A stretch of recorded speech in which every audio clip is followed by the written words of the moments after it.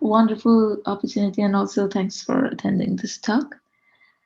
My name is Rita Chakraborty, and today I'll be sharing some of my work done under the supervision of Professor Simona Gallerani at Scuola Normale Superiore, and my work is based on exploring supermassive black holes how to at high reopen my redshift with Zoom LISA, connection? and I also think the it is still possibility of in connection. counterpart electromagnetic observation. I So the But I cannot see I try to share my So the motivation of our work screen, comes from the idea but then I get to lost. investigate gravitational wave yes, signals I can we hear would your expect to detect voice, by the laser but maybe you interferometry need to space share your antenna, that is screen. LISA, which is a space-based mission led by ESA to be launched in 2034 to detect gravitational wave in the millihertz range, with sources ranging from galactic compact binaries to EMRIs. So I'm a host. We are interested to model the gravitational wave signals from high redshift, so by which I mean in the range of redshift between 5 to 12 massive black hole binaries, and also explore the possibility of electromagnetic counterpart detection of such gravitational wave events post-merger. I lost.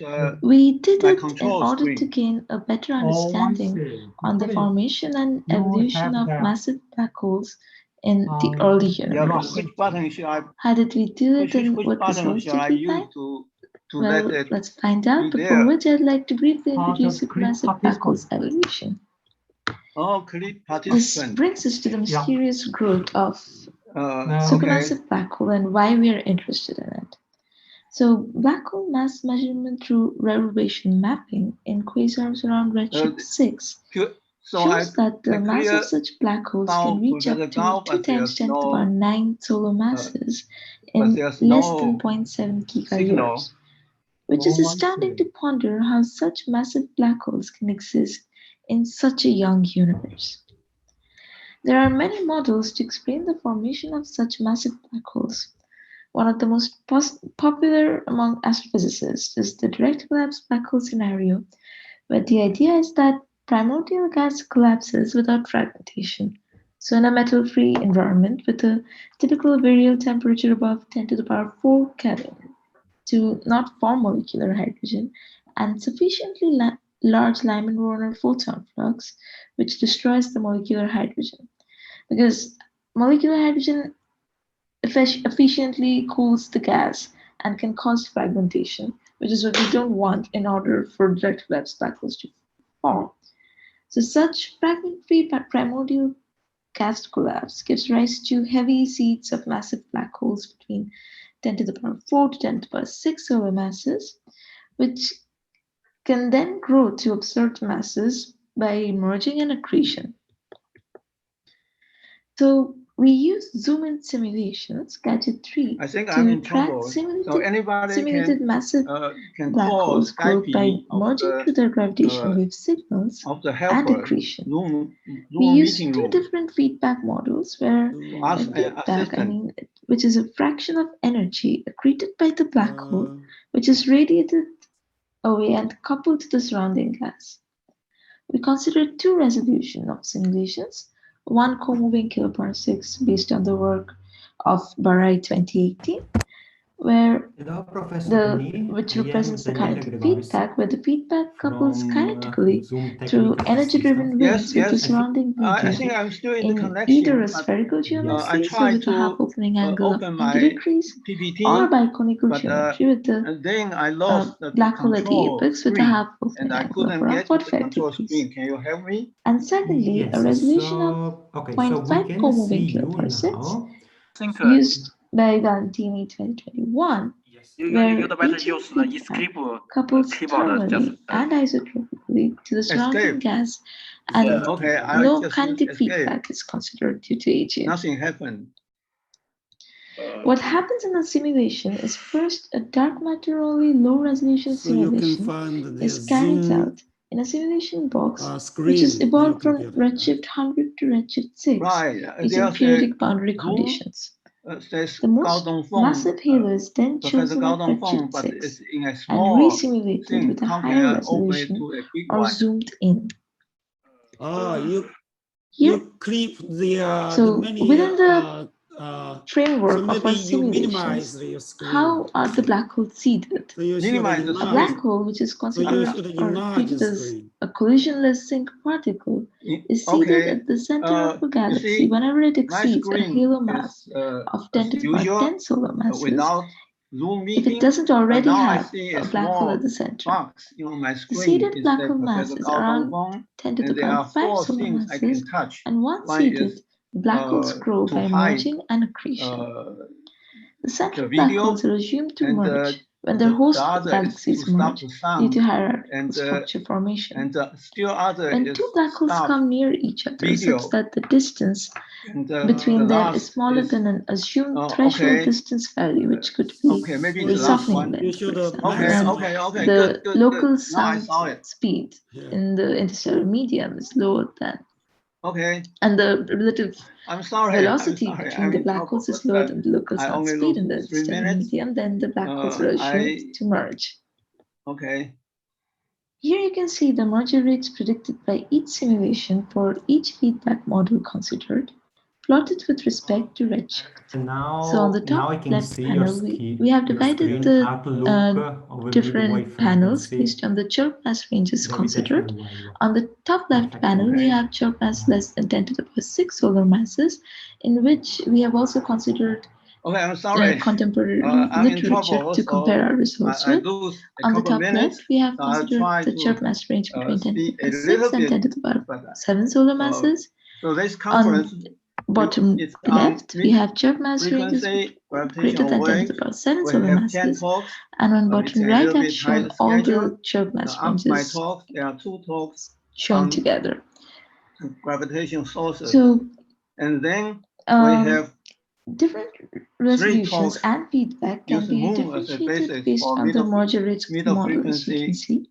In these feedback models, the merger rates depend on the relative distance of separation of the black holes as well as of the sound speed of the surrounding medium of the black holes, as I said. In the AGN sphere feedback, which is represented by the red line in each panel, the sound speed is higher, and the black hole softening length is smaller as compared to the AGN concase, which is shown by the blue lines. So I will give my talk in each panel, and this results in a high number of mergers in the AGN concase. We compare our results in the chirp mass range less than 10 to the power 6 solar masses with Hartwig-Obel, where chunky simulation based on Ramsey's code is used, and we have compared our results with the critical Lyman-Warner flux associated with direct collapse black hole formation of 30 times 10 to the power minus 21 arcs centimeters per second per hertz per stereo. And for Susanna, we have considered two models of stellar feedback. First, the high feedback model with high star formation rate and hence rapid metal enrichment, where the direct collapse black hole formation stops earlier, so around redshift 18, and the low feedback model, where the feedback is milder and halos remain metal free for longer. So the direct collapse black hole formation stops around redshift 15. So we choose our fiducial model with the merger rate between the extremal values with optimistic Lyman-Warner flux.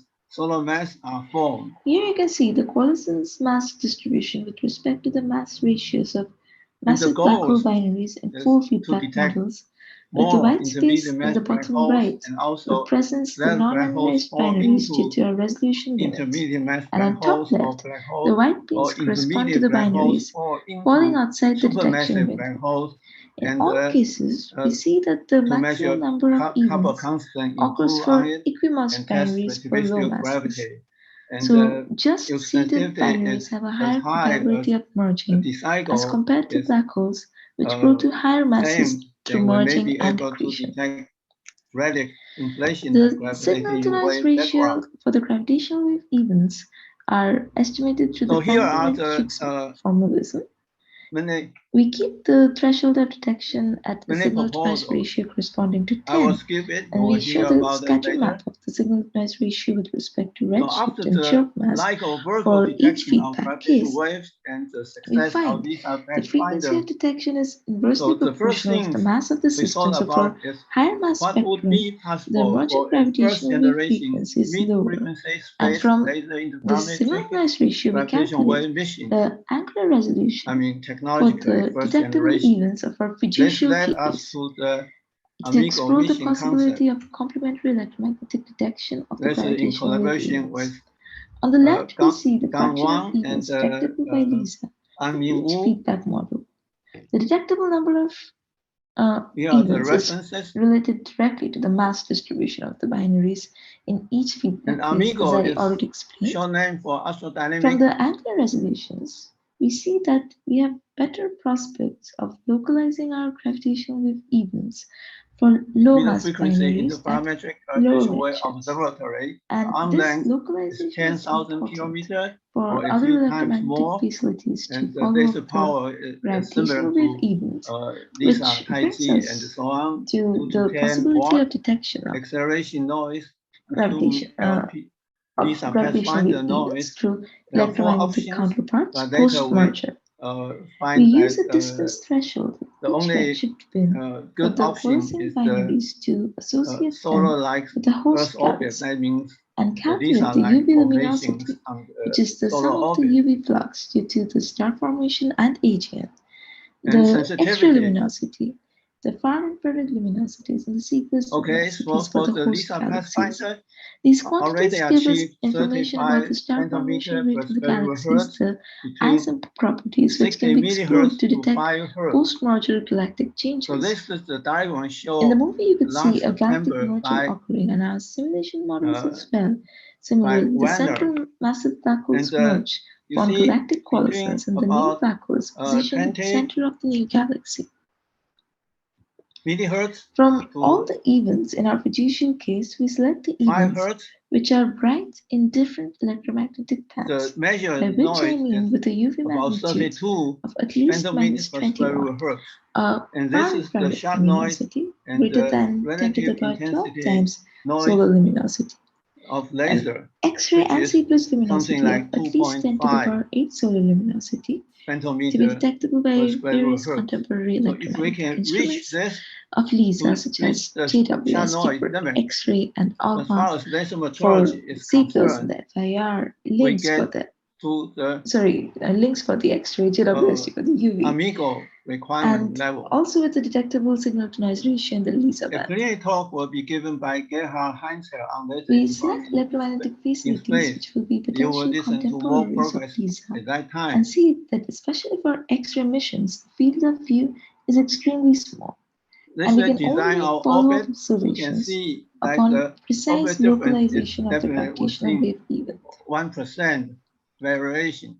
We also compare the range of sensitivities of different electromagnetic emissions and compare it with the spectral energy distribution of two electromagnetically bright and LISA detectable events, so with a signal-to-noise ratio greater than 10, to be discovered by electromagnetic instruments such as GW2, ALMA, origins, etc. As far as we can match. And finally, we create UV FIR maps of the selected events from our simulations that we would expect to see through orbital telescopes and present a panoramic view of the gravitational wave event detectable by LISA. Of two passes. To conclude, we saw that different agent feedback channels can be differentiated in direct collapse black hole formation model from the merger rates of the massive black hole binaries. Keeping a threshold of signal-to-noise ratio 10, which is quite optimistic, we find angular resolution of most LISA events to be poor. Upon relating with host galaxies of merger events, and exploring the possibility of different electromagnetic facilities to observe post-merger galaxy, we present a panoramic view of the gravitational wave events and its post-merger scenario. That means we need to. So, to summarize, the gravitational wave detection with LISA, along with the electromagnetic counterparts, would create a better understanding of galaxy formation and evolution. For constant equal arm spectrometry, both in laser or in thanks a lot. interferometry, for the nice like talk and keeping perfectly on time. So there are a few minutes for questions. To use constant equal arm configuration. Yes. And the acceleration needed to maintain such orbit. I think I have to mute 10 yourself. kilometer arm length. Yeah. Oh, no, you around can 10 picometer per second. Okay. Go ahead, this please. is actually yeah, thank you, Philippe. So Srija, very nice talk. I was just curious, do you also consider light black holes from before flying, they have several. No, we only consider red collapse black hole scenarios, only the heavy sigma model. I see, yeah, okay. Now that makes sense because you're especially trying to look at these really massive quasars, right? The test part, yes, absolutely. Yeah, perfect. Okay, I just wanted to clarify this. Thank you. Thank you. Thank you. Per square root hertz. Further questions? Per second, which means 1.1 nanometer per second. Hi, yeah, first of all, great talk. Yeah, please go ahead. So actually, second of all, I was wondering what state you expect the counterpart galaxies to be in when these black holes are emerging. Like, should they be fully relaxed at that point, or will they still be in an active emerging stage? Detected frequency. Okay, so when we are detecting these black holes, we would we are calculating the signal to noise ratio of this black holes emerging throughout its inspiring state, and we are only looking at the electromagnetic events after the merger has completed. So we are focusing on the post-merger scenario through the electromagnetic events, but we are getting the expected localization of the black hole event right from the time it enters the LISA band in its inspiring phase. To clarify, like the galaxy itself, the merger process of the gas and everything outside. Taiji-1 was launched so it should be an active phase. 2011, okay. And Tianqing-1 is launched in December 2019. Thank you. Further questions? So about 2025, two Pathfinder technology seems not to be the case. Then with two spacecraft satellite. Sorry for that. Are planned in the near future. Thanks a lot for your nice talk. And Tianjin then I ask so constant arm space interferometer mode could be tested in some stage of the mission. I hope I also speak the two spacecraft will have yes. a little bit share short arms. Your screen. You are also kilometers. Unmuted. And so this I is would the suggest, okay, even though we are 2 minutes in advance, maybe you can start. Please, the floor is yours. Okay, thank you very much.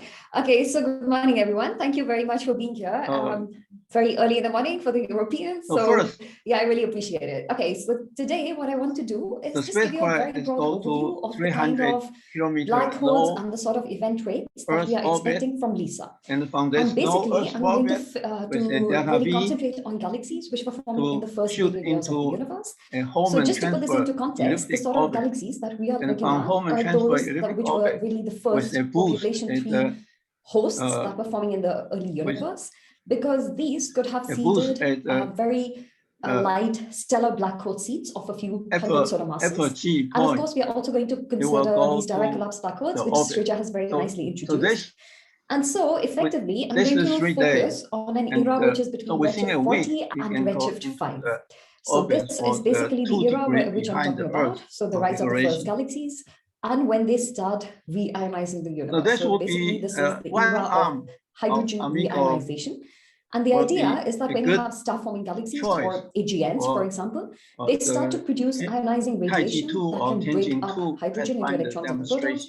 And this is called the epoch of hydrogen reionization, which lasts from a redshift of, well, whenever the first stars start forming in a redshift of 30 or 13, depending on your favorite model for forming the first stars, down to a redshift of roughly 5 to 6. The second satellite. So, of course, I should mention that this work was done in collaboration with a number of excellent authors who are listed here. Not be enough.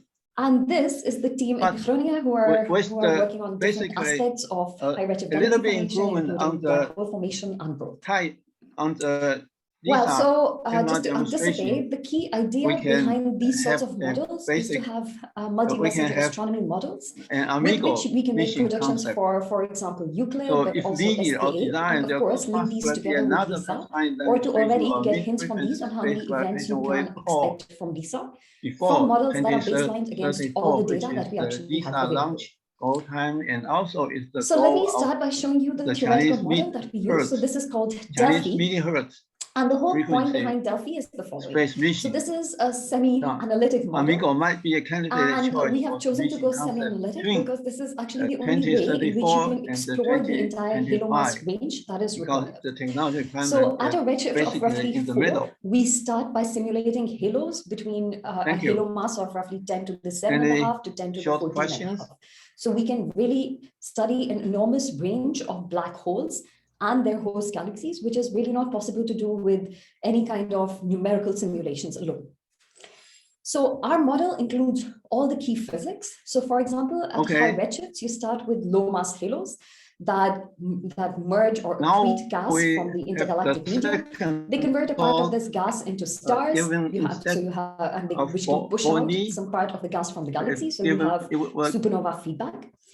We also see them some specific halos, and I'm just going to show you in a minute how we do this.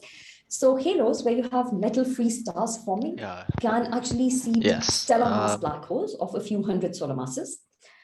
On the other hand, when you have large mass halos, which are embedded in a large enough Lyman-Werner background, then those can actually host direct collapse black holes, which are somewhere between 10 to the 3 to 10 to the 5 solar masses. And which screen are you seeing? I think I have 2 screens up. So we also include black hole accretion and black hole feedback. This is very critically tied to the underlying mass of the dark matter halo that these black holes live in. Great, thank you. So thank we you so have much. really all the key my name is physical processes and I'll be discussing accretion, my talk, which is generation, gas, stellar propagation, mass, and black holes detection being brought of in by GWs mergers, in an inhomogeneous universe. IgM accretion. So here's the basic outline. So this is a very small we're going to to show you how briefly these go different over black the holes are length actually scales going through time. that we'll be discussing today. So for example, if you have I'm going to galaxies, talk about the looking high at frequency the right-hand side a of the little bit merger of tree. gauge fixing. If you have galaxies that have a along with black the hole, gravitational they can waves, actually, and then halo mass is to small more of enough the meat and of the mass of the subject, black hole which is large the enough, geometrical these can push optics out a lot of approximation, gas from the which we'll be galaxy. using, And so you are as well left as with some looking kind into of the integrated tri-merger Sachs-Wolf at the next effects. time step and so on. So all of the this first key part physics is the really taken into inhomogeneous account universe, in our model. and it's important to define what are So 3 scale factors we that have a we're number using of for different today. physical The first one processes that is we have epsilon, explored. So as which I is have going to noted, we be include 2 the types kind of of black hole characteristic seeds. length scale So the of first the is from gravitational the waves collapse themselves. of population So we have a couple different scales. yield This black holes for of a few hundred ground-based solar detectors masses. and around And the this for second is space-based these direct detectors. collapse black holes, We which can see are very very small. rare, but can be extremely The massive. second So they length can be up to scale 10 to the would 3 be to 10 to the epsilon 5 solar c, masses. that we call it, which will be for We cosmological have the impact of reionization so things feedback like the CMB, which is a kind of perturb feedback the that background, preferentially affects low mass and these are in galaxies in order the above of reionization. 10 And to I'm the just going to minus show you 5. in a minute And why then this the is last so one, crucial. last length scale is just the We have size black of the hole observable growth universe that is regulated both that we're by using the to halo help mass, so define how much black hole and feedback can you epsilon c actually here. have, which So will we can eject see the rest that of the gas epsilon from the c galaxy. And is this is a balance significantly larger between than this our maximum epsilon value scale, and some sort so of gas that these availability. So how cosmological much gas do you perturbations actually have for the black act hole at to a accrete? scale that is larger So than just the to give you a gravitational very waves, small and we example, if expect you these to have a very some heavy kind of black hole effect seed on the in a low gravitational mass waves halo, as they the propagate moment through the this black hole universe. accretes something, it will have a huge And amount of so if feedback, this kicks is out our the rest of metric the right gas from the here, galaxy, and then we it has break to our sit metric there into until a this background halo either metric, gamma merges mu with nu, another halo that has plus gas, the or it can gravitational accrete waves gas h mu from the nu. intergalactic And medium. for the So black inhomogeneous hole growth and universe, we supernova will growth break are this really into closely tied together. Both of these are homogeneous included in and the model. inhomogeneous parts. And So here finally, we something take that is our really background important is gamma on what time and break scales this do into black holes gamma actually bar, merge. which is our So we essentially consider our 2 sets true of limiting background, cases. So the first is plus the moment dark gamma matter hat mu halos nu, merge, which we is assume our galaxies and then black perturbations holes due basically to all merge. the In the second cosmology. scenario, So dark matter halos merge, but with galaxies this, and black we holes basically merge have after some these sort of a 2 dynamical scales. We have task. order 1, order epsilon c,